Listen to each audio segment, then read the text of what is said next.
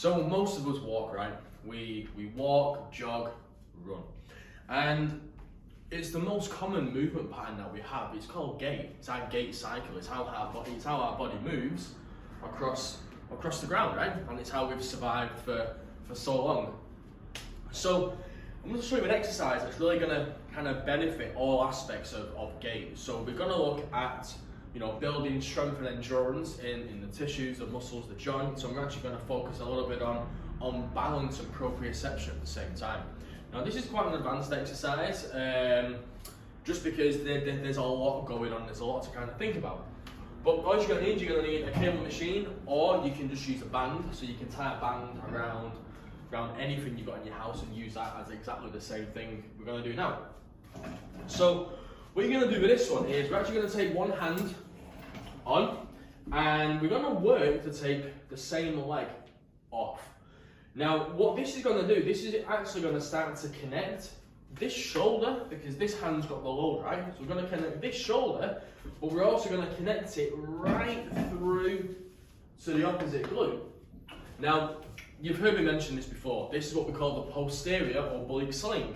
So think of it, posterior is back, oblique is side, and a sling, well, a sling system, it allows us to take stored energy and use it for the next movement. Think of a slingshot. You pull the slingshot back, boom, let go. There's your driver, there's your force. So for this exercise, we're going to take a standing position in front of your cable machine or the band that's been anchored in place securely. One hand on, and we're going to take the same leg off. Now from here, you're going to take a step back into a lunge. So we're going to take a step back, keeping the arm long, driving off this front leg. So we don't want this back leg pushing in the ground too much. We're going to drive off the front leg, keeping the foot gripped to the floor, drive up, and we're going to pull the cable in as the knee comes up to 90 degrees.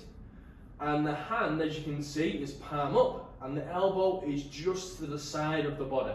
So we're not looking to pull all the way back.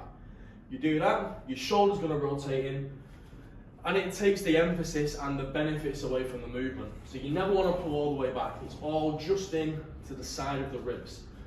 While we're here, the standing leg, the knee, is soft, but so it's not locked out, so we're not putting any strain through the joints.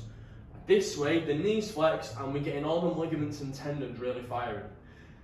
Knee up, chest is lifted with the abdominal wall drawn in, pelvis is in neutral, so we've got a nice strong back.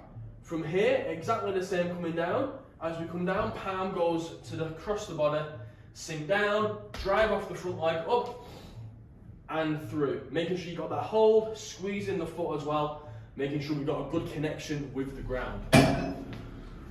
Now, this exercise is amazing to enhance performance in walking, jogging, sprinting, but even in things like, well, let's take kayaking. When you're in a kayak, it's not just the hands or the arms working, right? When you stroke one arm, your foot pushes inside the kayak to create that momentum. That's this posterior oblique sling.